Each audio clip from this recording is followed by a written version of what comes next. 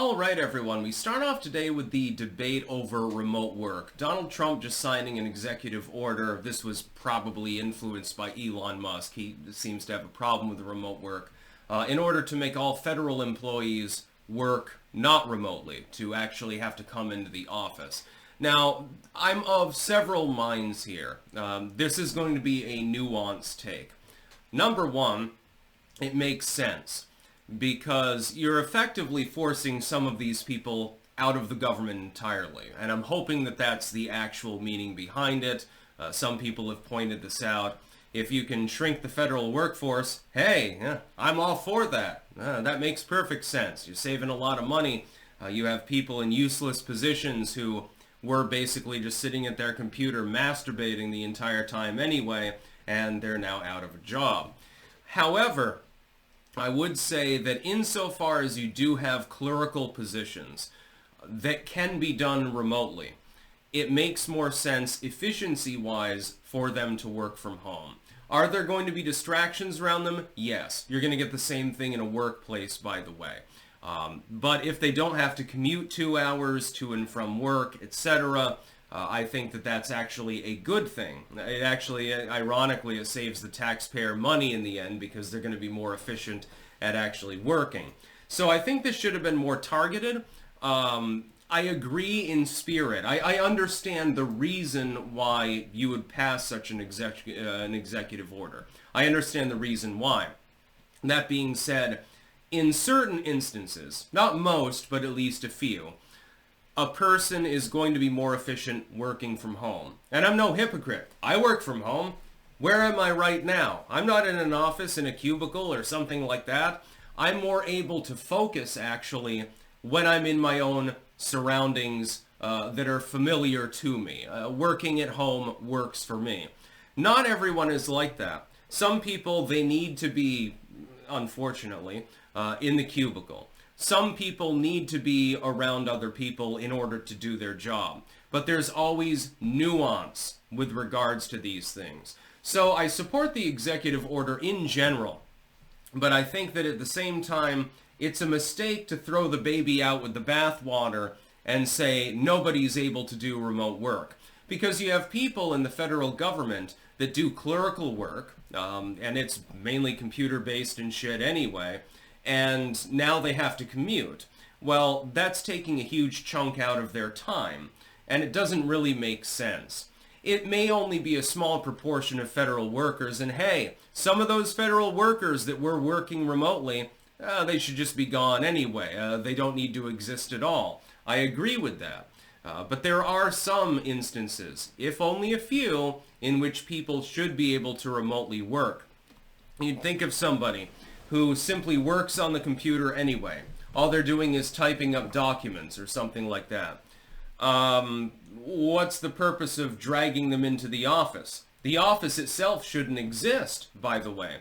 In fact, I think we should be looking at ways to make everything in the economy, private and public, by the way, more efficient through remote work and things like that.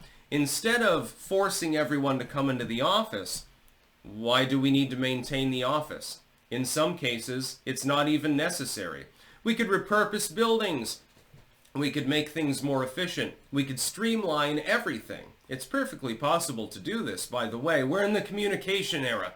We're in the digital era. People do a shit ton of stuff on computers. Some people will fritter away their time and they'll be watching TikTok videos. Admitted. Some people will be spending their time looking at porn or something like that. But people that are actually driven, assuming they're properly motivated, will generally use the at-home on-the-computer experience, in the clerical sense, of course. Again, you can't remote work if you're a nuclear engineer, for the most part, or you're working on cars, you're doing blue-collar labor or something. But the efficiency level could be raised by actually having, arguably, more remote work, but only in those clerical positions. Right now we've got a problem where people who are in diplomatic positions and things like that are just sitting on their ass in a bathrobe. That's a problem. I agree with Trump, I agree with Elon Musk on that. But if somebody is literally just filling out paperwork, and it can all be digital anyway.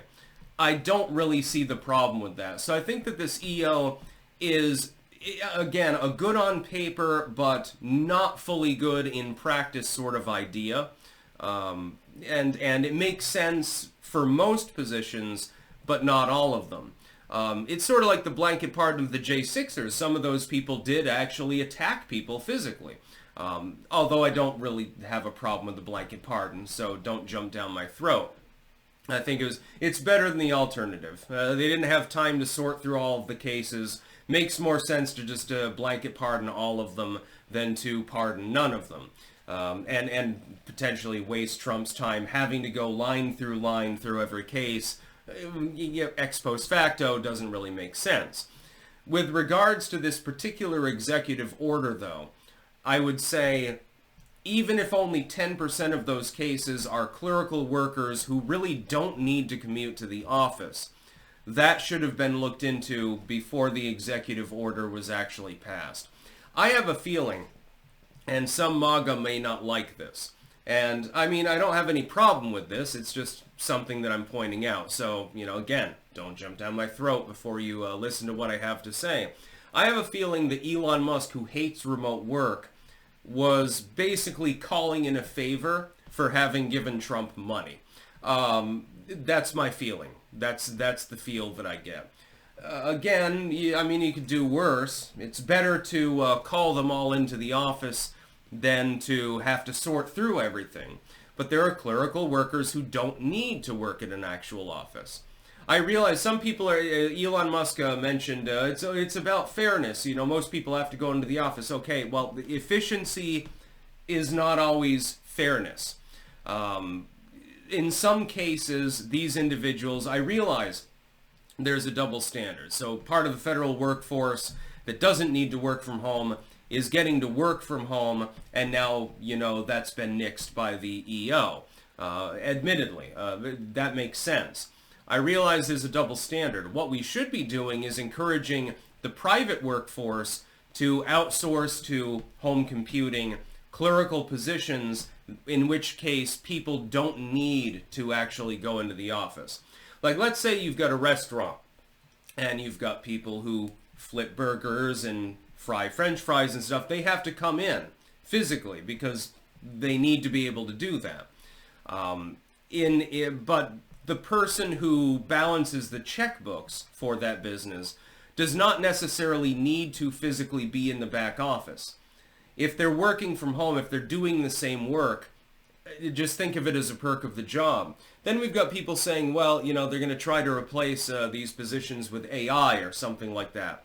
I don't know that it's quite advanced enough to do that. It's a novel idea. It would put millions of people out of business. And if you can do that with federal workers, I'm not exactly adverse to that, by the way. But it's going to take a little bit of time for that to actually be a thing. If some federal worker working for a bureau, all they're doing is balancing a checkbook or something like that, as long as they're doing their job, forcing them to commute doesn't really make a lot of sense. Now, does it? That's about all. Peace out.